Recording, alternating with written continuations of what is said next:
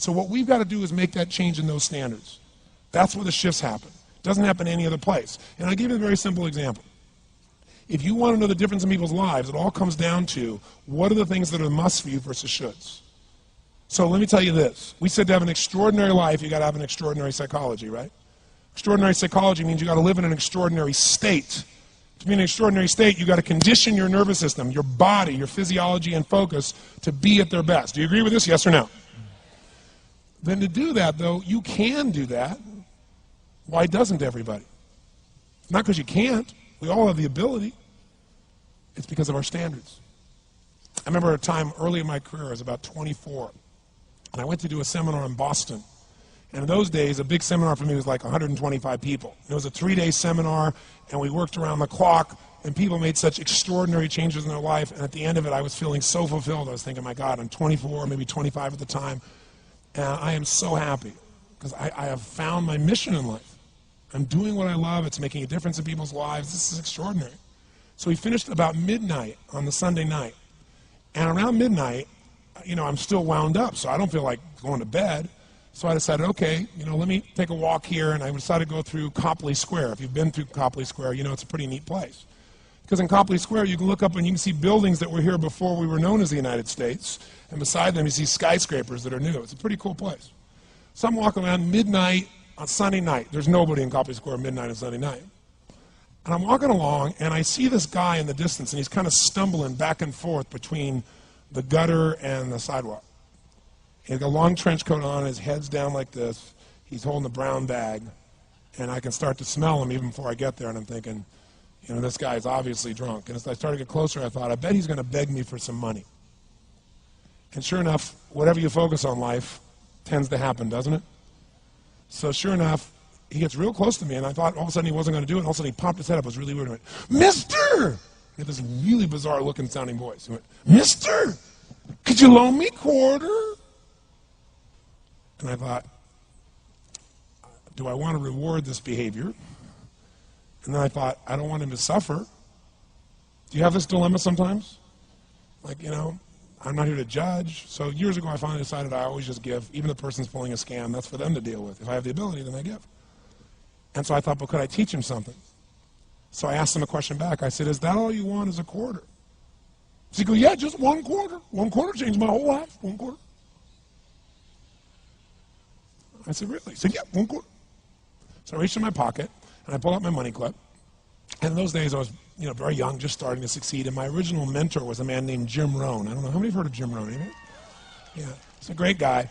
And Jim told me, he said, Tony, look, you've come from a poor background. You got a poor psychology. You got to change it. He said, you don't have any money, so pretend you do. He said, start training your brain. Condition it. He said, go save all your money, get $300 bills, and put them on the outside of your money clip, even though you only have $5 in between them. So every time you put it out, you'll see that, you'll feel inspired, you'll feel better. He said, and you'll feel better, you'll do better. So I was like, okay. So I did. So I pulled my money clip, and sure enough, I got $300 bills down. I made sure he saw the bills. So I'm tearing through that, right? Looking in between there to see if I can find some change. But I made sure he saw it. Sure enough, he's looking at the $100 bills, checking it out. I find the quarter, I pull it out, take the money, put it in my pocket. I notice he's watching my hand going into the pocket. I took the quarter, and I looked at him, and I said, sir, life will pay any price you ask of it. And I gave him the quarter. And then something really interesting happened. He took the quarter. He looked at the quarter. He looked at me. He looked at my pocket. He looked back at the quarter, looked at me, looked at my pocket, looked at me again, looked at the quarter, looked at my pocket, looked back at me and said, you're weird. And then he shuffled on off like this, right? And I thought to myself, wow, what's the difference between him and me? I mean, I was 24, 25 at the time, doing what I love most, have my mission in life, and he's in his early 60s, drunk on the street begging for quarters. What's the difference? And I thought, well, maybe God's blessed me because I'm such a good person. I thought, oh, and he's such a bad person, that's such bull.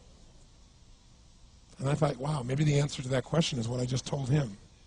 Life will pay whatever price you ask of it. But you know what's interesting? You got to ask intelligently. In the Bible it says, ask and you shall what? Yeah, pretty good formula. You ought to look into it. But you know what? It says, ask and you shall receive, but I'm sure it meant ask intelligently. I'm sure that's what God meant. I'm sure he didn't mean bitch and you will receive. Whine and you will receive. I don't think that was the instruction. Now, if you were going to ask intelligently, there might be 5 elements of that. Number one, you'd have to ask specifically, wouldn't you? You wouldn't ask in a general way. People do it all the time. They go, I want more money. Fine, here's $1, get out of here. Very often, you're getting what you're asking for. You're just not aware of how general you're asking. Clarity is power. The more clear you are about exactly what it is you want, the more your brain knows how to get there. Your brain is a servo mechanism. It's like a bomb. Those bombs, those missiles, they have a servo mechanism. So if the target moves, it knows what the target is, it follows it. Your brain, when you condition it, knows exactly what to go for and it'll find a way to get there. Did you ever buy a certain outfit or a certain car and suddenly see that car outfit everywhere? How many of you have had that experience? Say, aye. How come that car outfit's everywhere? It always was everywhere, but now you notice it. And the reason is because there's a part of your brain called the reticular activating system, the RAS. That part of your brain determines what you notice and what you don't notice. Your brain spends most of its time trying to make sure you don't notice because you'll go crazy if you notice everything. But when you decide what's most important to you, your brain goes after it. Everyone I know who's successful builds what I call an RPM plan. An RPM is built on the metaphor that the way to get from where you are to where do you want to go to the fastest is you got to build power, like in a car, RPMs. And the R stands for they know the result they're after. They know what they want precisely. If you don't know exactly what you want or you let yourself get beyond that into something general, you're not going to achieve it. Clarity is power. You've got to know the specific result you're after. What do you want? If you can't answer that question right now in your personal life, in your body, in your relationships, in your finances, in your spirituality, then you're not going to be as fulfilled as you want to be. Today we're going to have you answer one of those questions at least. The second part of it, you got to know P, why you're doing it.